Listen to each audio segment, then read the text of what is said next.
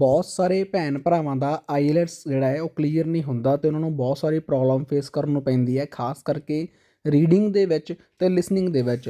Writing ਅਤੇ speaking ਤਾਂ ਉਹ ਔਖੇ ਸੌਖੇ ਕਰ ਹੀ ਲੈਂਦੇ ਆ, ਪਰ ਜੇਕਰ ਆਪਾਂ ਗੱਲ ਕਰਦੇ ਹਾਂ ਰੀਡਿੰਗ ਦੀ ਅਤੇ ਲਿਸਨਿੰਗ ਦੀ, ਤੁਸੀਂ ਸਕਰੀਨ ਦੇ ਉੱਪਰ ਰਿਜ਼ਲਟ ਦੇਖ ਸਕਦੇ ਹੋ ਸਟੂਡੈਂਟ ਦਾ। ਲੈਫਟ ਐਂਡ ਰਾਈਟ ਤੁਸੀਂ ਸਾਡਾ ਇੰਸਟਾਗ੍ਰਾਮ ਪੇਜ ਵੀ ਦੇਖ ਸਕਦੇ ਹੋ, ਜਿਸ ਦੇ ਉੱਤੇ ਅਸੀਂ ਕੈਨੇਡਾ ਦੀ ਹਰ ਇੱਕ ਅਪਡੇਟ ਅਪਲੋਡ ਕਰਦੇ ਹਾਂ ਅਤੇ ਪਲੱਸ ਸਟੂਡੈਂਟ ਦਾ ਰਿਜ਼ਲਟ ਵੀ ਸ਼ੇਅਰ ਕਰਦੇ ਹਾਂ। ਜਿੰਨੇ ਵੀ ਸਟੂਡੈਂਟ ਸਾਡੇ ਕੋਲੋਂ ਪ੍ਰੈਡਿਕਸ਼ਨ ਅਤੇ ਉਸ ਦੀ PDF ਲੈਂਦੇ ਆ, ਜੇਕਰ ਕਿਸੇ ਵੀ ਸਟੂਡੈਂਟ ਨੂੰ ਲਿਸਨਿੰਗ, ਰੀਡਿੰਗ, ਰਾਈਟਿੰਗ ਅਤੇ ਸਪੀਕਿੰਗ ਦੇ ਵਿੱਚ ਪ੍ਰੋਬਲਮ ਆਉਂਦੀ ਹੈ, ਤੁਹਾਨੂੰ ਪ੍ਰੈਡਿਕਸ਼ਨ ਅਤੇ ਉਸ ਦੀ PDF ਚਾਹੀਦੀ ਹੈ, ਘਰੇ ਬੈਠ ਕੇ ਤੁਸੀਂ ਤਿਆਰੀ ਕਰ ਸਕਦੇ ਹੋ ਵਿਦਨ 15 to 20 ਡੇਜ਼।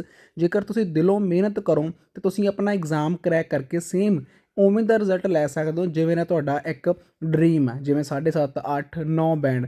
ਪ੍ਰੂਫਾਂ ਦੀ ਗੱਲ ਕਰੀਏ, ਪ੍ਰੈਡਿਕਸ਼ਨ PDF ਦੇ ਵਿੱਚੋਂ last time 100% same reading, 100% same writing ਅਤੇ ਸਪੀਕਿੰਗ ਆਪਾਂ ਨੂੰ ਦੇਖਣ ਨੂੰ ਮਿਲੀ ਹੈ। ਉਸ ਦੇ ਪ੍ਰੂਫ ਤੁਹਾਡੀ ਸਕਰੀਨ ਦੇ ਉੱਪਰ, ਰਿਜ਼ਲਟ ਤੁਹਾਡੀ ਸਕਰੀਨ ਦੇ ਉੱਪਰ ਆ। ਜਿੰਨੇ ਵੀ ਸਟੂਡੈਂਟ ਸਾਡੇ ਕੋਲੋਂ ਪ੍ਰੈਡਿਕਸ਼ਨ ਲੈਂਦੇ ਆ, ਆਪਣੀ ਚੈਟ ਸ਼ੇਅਰ ਕਰਦੇ ਆ ਸਾਡੇ ਨਾਲ, ਅਤੇ ਉਸ ਤੋਂ ਬਾਅਦ ਉਹਨਾਂ ਦੇ ਬਹੁਤ ਵਧੀਆ ਆਪਾਂ ਨੂੰ ਬੈਂਡ ਸਕੋਰ ਦੇਖਣ ਨੂੰ ਮਿਲਦੇ। ਜੇਕਰ ਤੁਹਾਨੂੰ ਵੀ ਚਾਹੀਦੇ ਆ ਤੁਸੀਂ WhatsApp ਕਰ ਸਕਦੇ ਹੋ। There are a number of different recordings and you will have to answer questions on what you hear. There will be time for you to read the instructions and questions and you will have a chance to check your work. All the recordings will be played once only. The test is in 4 sections. At the end of the test, you will be given 10 minutes to transfer your answers to an answer sheet. Now turn to Section 1. Section 1. You will hear a woman telephoning a car rental company to ask about car renting services. First, you have some time to look at questions 1 to 5.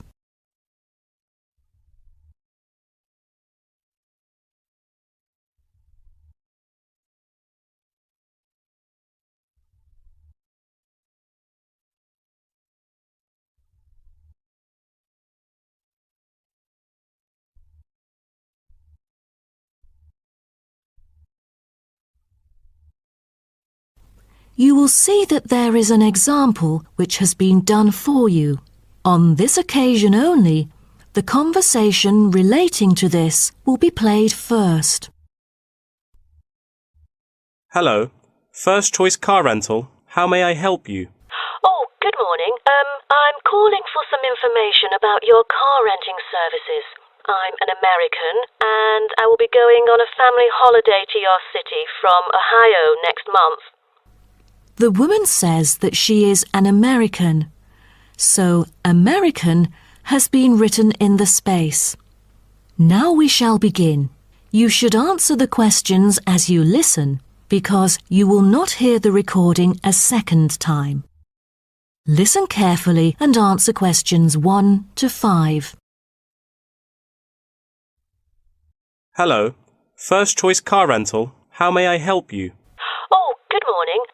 I'm calling for some information about your car renting services. I'm an American and I will be going on a family holiday to your city from Ohio next month. Okay, no problem. It's our pleasure to serve you. Could you please tell me your name and contact information first? I'm Caroline. That's Caroline.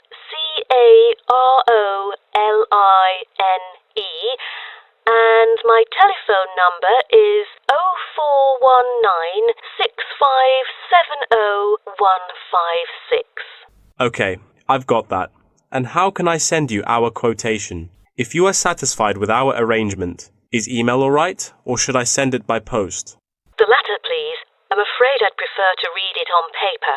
That's no problem. I'm considering renting a caravan for a week, but I don't really know the price range for it, since I haven't rented any car through that method before. I think it should be within my budget of $50. You know, we have various caravans at different renting prices, according to the class of vehicle, facilities inside, mileage, etc. I'd recommend the Explorer, taking your budget into consideration, which is of good value and will cost you $39 per day. Is that okay? Of course, that's fine for me. I know the Explorer. That could save me $11 each day. You know, a family holiday will be costly. That van is perfect. I'm glad that you like it. So, Do you have any particular requirements about your room in the van? How many beds are there? 1 twin bed. But there are 3 of us. My mum, daughter, and me. So, can we add another bed? No problem. For the facilities, I think a kitchen is the most important. And, of course, the stove. Before you hear the rest of the conversation, you have some time to look at questions 6 to 10.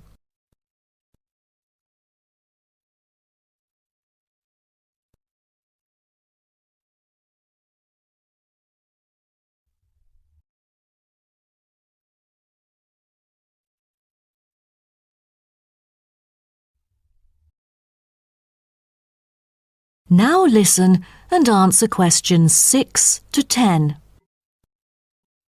In our vans, such as Explorer, there are all the basic bedding materials you need, like pillows and blankets, as well as some equipment for daily life. And many things can be added into your room according to your needs, such as a coffee maker. Well, I need to have a heater in case it'll be cold at night. And a microwave, of course. All right, I've taken notes of all these things. Actually, all our vans should be taken from our company, which is not too far from the city centre, so we can pick you up from the centre for free. Is that okay? Oh, I'm afraid we'd better be picked up from the airport, as we are foreigners in your country and not familiar with the transport system. Is that all right? Yes, it is no problem. With that comes the information for the insurance. I need the driver's name and age. That is my daughter, Chris, who is 19, the youngest driver amongst us 3. I'm sorry, but our company only accepts caravan drivers aged 25 or over, according to our regulations. So... Well, that would be me, Caroline, and I'm 49 years old. And where was your driving license issued? I mean the country. I've got a license in America, but I've also got one in Australia, which is still valid. Is it better for me to register the local one from your country? Yes, that might be better. So your registration number is... That is the end of section 1. You now have half a minute to check your answers.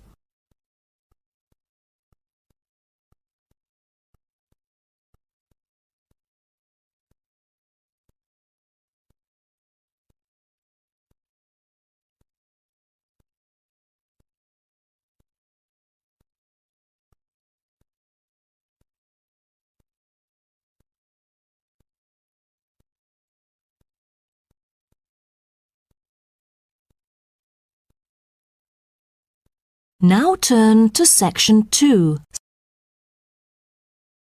Section 2. You'll hear a talk between a host and a professor called Alison Downing about cocoa beans. First, you have some time to look at questions 11 to 16.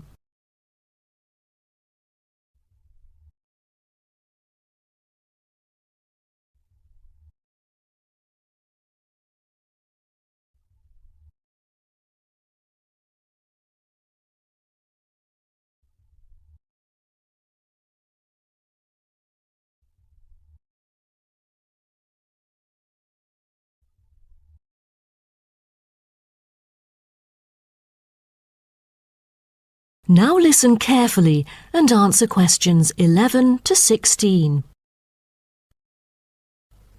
Hello and welcome to today's talk. Here with me is the famous botanist, Professor Alison Downing. So, Alison, tell us something about cocoa beans. Cocoa beans, also called cacao beans, are the primary constituent in making chocolate. Grown in tropical areas in South and Central America, West Africa and Asia, the cocoa tree is often raised on small family-owned farms. When the harvested pods are opened to expose the beans, the pulp and cocoa seeds are removed and the rind is discarded. The pulp and seeds are then piled in heaps, placed in bins or laid out on grates for several days. During this time, the seeds and pulp undergo a process called sweating, where the thick pulp liquefies as it ferments. The fermented pulp trickles away, leaving cocoa seeds behind to be collected. This is when the beans are harvested and then the bags holding them are ready to be transported. But the most important step in processing the cocoa bean is cleaning it. Once the beans are unloaded from the railroad cars, the packages are opened and then weighed by machines. Then the pods are split and the seeds or beans are covered with a sweet white pulp or mucilage. On arrival at the factory, the cocoa beans are sorted and put in a hopper to be cleaned more rigorously. The wet beans are then transported to a facility so they can be fermented and dried. They are fermented for 4 to 7 days and must be mixed every 2 days. They are dried for 5 to 14 days, depending on the climate conditions. The fermented beans are dried by spreading them out over a large surface and constantly raking them. Then the beans are ready to be roasted. Now, roasting takes place at a high temperature and then the beans are boiled in a heated chamber. During the roasting process, the beans will be expanded and cracked. But prior to this, the beans are trodden and shuffled about using bare human feet. During this process, red clay mixed with water is sprinkled over the beans to obtain a finer colour, polish and protection against moulds during shipment to factories in the United States, the Netherlands, the United Kingdom and other countries. Now, back to what I was saying. After the beans are cracked, they need to be cooled. Then the roasted beans are sealed in pockets. Before you hear the rest of the talk, you have some time to look at questions 17 to 20.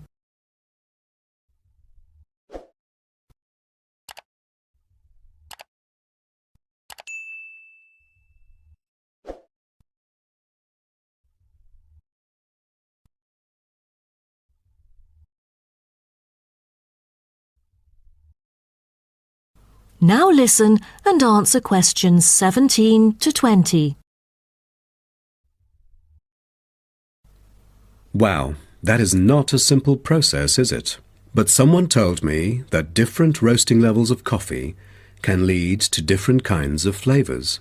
Yes, roasting coffee transforms the chemical and physical properties of green coffee beans into roasted coffee products. The roasting process is what produces the characteristic flavour of coffee by causing the green coffee beans to change in taste.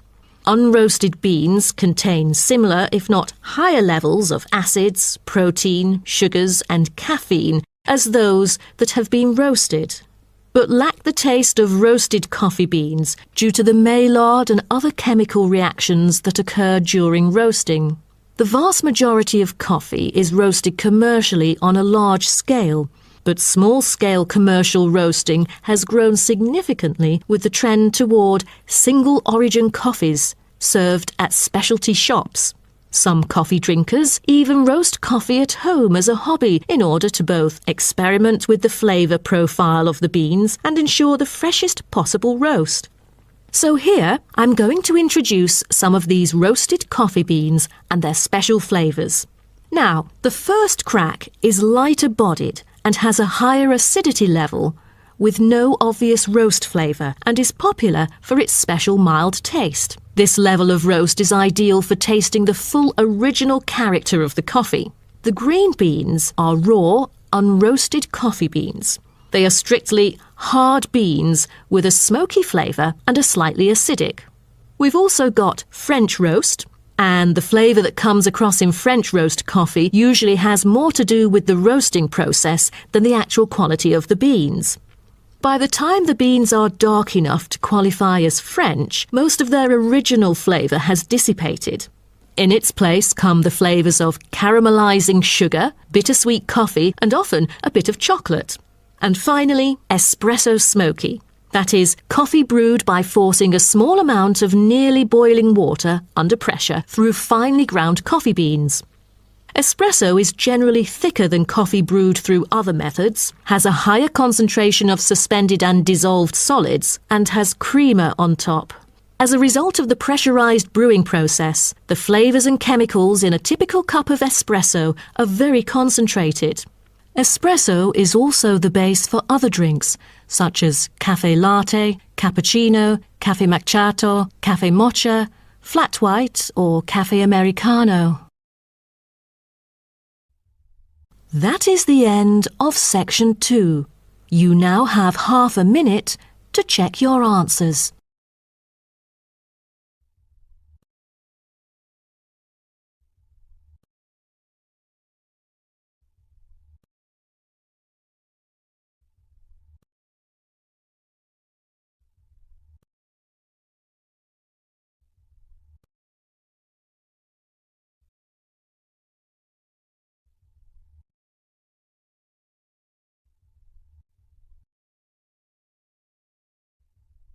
Now turn to section 3.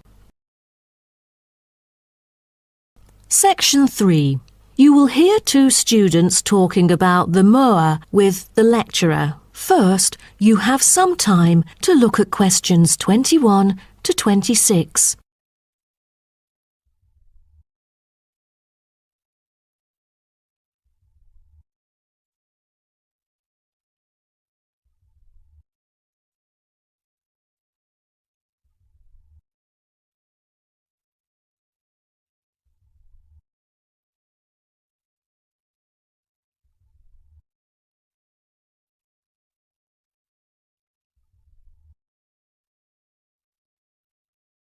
Now, listen carefully and answer questions 21 to 26. Thank you all for coming here today to hear about the moa, a kind of animal which has been extinct for a long time. Well, first of all, we look at what the moa are. The moa are 9 species of flightless birds endemic to New Zealand.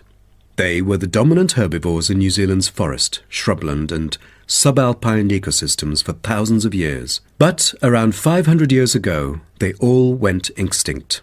When I mention extinct animals during ancient times, you may immediately think of dinosaurs, which disappeared around 66 million years ago. Fossils of dinosaurs, which we use to study, are large in number, but not many of those of moa remain, though both animals appeal to people today. So, the moas sound more mysterious now. But sir, I've got a question about these flightless birds. How can we distinguish them from other birds?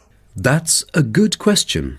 Birds are commonly characterized by being warm-blooded, having feathers and wings, usually capable of flight, and laying eggs, while the flightless moa, until their extinction, were the largest birds in the world. Their heads are relatively small in relation to their bodies, and they are the only wingless birds lacking even the vestigial wings and substantial tailbones in their family. That's impressive, but were they born to be like that? I mean, when they were chicks. Yes, absolutely. So let's move on to the chicks. The eggs of moa were laid in nests and incubated for about 2 months. The chicks would be well developed upon hatching, and probably would be able to leave the nests to feed on their own almost immediately. I've heard that the male moa are thought to have incubated the eggs. Is that true? I think there is a possibility for that. I've read somewhere that the sex-specific DNA recovered from the outer surfaces of eggshells suggested that these eggs were likely to have been hatched by the male, but we still need to consult more. But I have a question. There has been some occasional speculation that the moa were still alive, because someone said they had caught sight of them in New Zealand in the late 19th century or even the 20th. Do you think it's possible? I'm not amazed by that, since that kind of thing has been claimed several times. But I find it funny because no reliable evidence of moa tracks has ever been found, and experts still contend that moa survival is extremely unlikely. So what was the reason for the moa's extinction? I wonder if it was global warming or some other factors related to their living environment. Well, before the arrival of human settlers in New Zealand, the moa's only predator was the massive Haas eagle. Then the Maori arrived sometime before CE 1300, and all moa genera were soon driven to extinction by hunting. What a horrible thing. Before you hear the rest of the talk, you have some time to look at questions 27 to 30.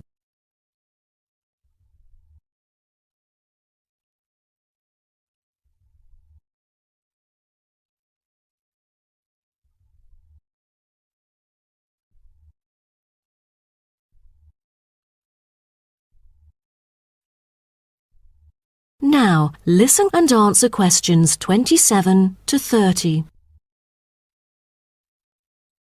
All right. Now let's look at the features of some species of moa. The South Island giant moa may have been the tallest birds ever known, and the second tallest of the 9 moa species is the North Island giant moa, with the females being markedly larger than males, both in weight and height. And I've heard that the smallest of the moa birds are the coastal moa. Is that right?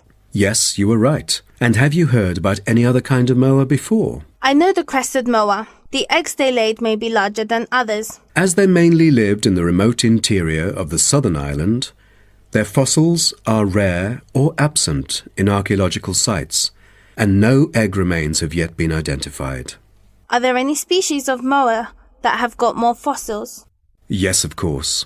A considerable amount of remains of the stout-legged moa exist, due to the well-preserved properties of their habitat. Their skulls reveal relatively bad vision, a good sense of smell, and a very short bill. Then there is the eastern moa. They were remarkable in having very long and narrow windpipes, which probably enabled them to make louder, more resonant calls than those of other moa, and had the greatest vocal abilities, so they could communicate when they could not see each other in the forest or at night. They used a range of senses, apart from sound, in their search for food, such as their sense of smell and vision. That is the end of section 3. You now have half a minute to check your answers.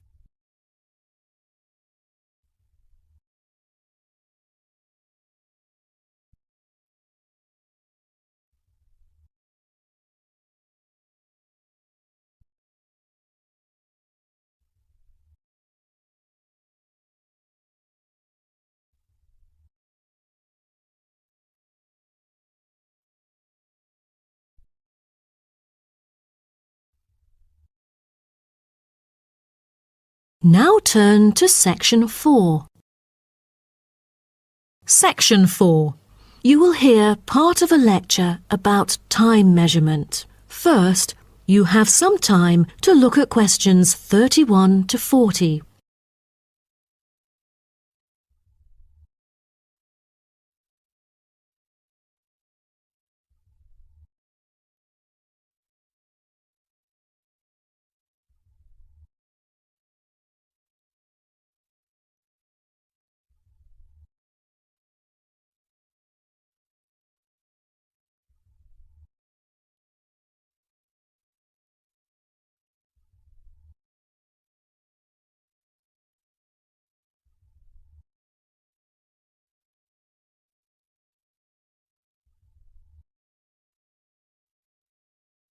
Now, listen carefully and answer questions 31 to 40. Good morning, everyone. Today, I'm going to talk about the research project I've been involved in on time measurement. Do you know how time is measured? Consider how we measure length and how, with time, we encounter a difficulty. Before we could grasp it, it would slip through our fingers. In fact, as we can see, we are forced to have the resource to measure something else, the movement of something in space or a set of movements in space. All the methods that have been employed so far really measure time by a motion in space. The measurement of time is no easy matter, a scientific unit only arrived at after much thought and reflection. As the most primitive form of measurement, the sun seems to be natural. Ever since man first noticed the regular movements of the sun and stars, we have wondered about the passage of time. Prehistoric people first recorded time according to the sun's position. To start off, let us take noon, which is when the sun is on the meridian at the highest point of its course across the heavens, and when it casts the shortest shadow. But this measurement, which was regarded as a major one in ancient times, was less important than the natural events that occurred. The earliest natural events that had been recognised were in the heavens, but during the course of the year there were many other events that indicated significant changes in the environment. Seasonal winds and rains, the flooding of rivers, the flowering of trees and plants, and the breeding cycles or migration of animals all led to natural divisions of the year, and the further observation and local customs led to the recognition of the seasons. Years later, precise measurements were invented because the passage of time was extremely important for astronomers and priests who were responsible for determining the exact hour for daily rituals and for important religious festivals. Apart from the connection with religion, accurate time measurement was also related to the government, since they divided the day or the night into different periods in order to regulate work and various events. For thousands of years, devices had been used to measure and keep track of time. The current sexagesimal system of time measurement dates back to approximately 2000 BCE from the Sumerians. It was found that the earliest ancient timekeepers were mainly invented and used in Mesopotamia, where the water clock was introduced from, as well as in North Africa, especially in the area of ancient Egypt.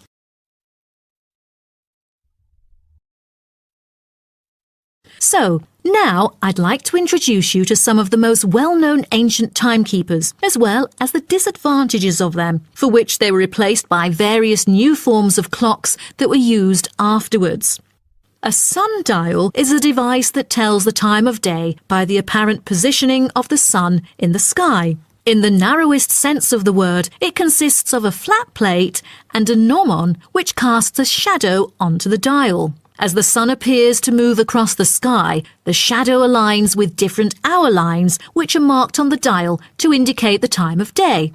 However, it was quickly noted that the length of the day varied at different times of the year. Therefore, there could have been a difference between clock time and sundial time. In addition, the sundial was of no use at night, so a water clock was invented. The water clock, or clepsydra, appeared to have been invented around 1500 BCE and was a device which relied on the steady flow of water from or into a container. Measurements could be marked on the container or on a receptacle for the water. It was reliable, but the water flow still depended on the variation of pressure and temperature from the top of water in the container. As the technology of glass blowing developed, from some time in the 14th century, it became possible to make sand glasses. Originally, they were used as a measurement for periods of time like lamps or candles. But as clocks became more accurate, they were calibrated to measure specific periods of time. The drawback, however, as you can imagine, was the limited length of time they could measure. The last timekeeper to be introduced is the fire candle clock. Candle clocks took advantage of a simple concept, the slow and consistent nature of a burning wax candle. By utilising this process, our ancestors were able to keep steady track of the time. The clocks were created by engraving the length of the candle with evenly spaced markings. Each marking represented a single unit of time, and as the wax burned down, each hour would disappear. However, the drafts and the variable quality of the wax mainly influenced the time of burning. Like oil lamps, candles were used to mark the passage of time from one event to another rather than tell the time of day. That is the end of section 4. You now have half a minute to check your answers.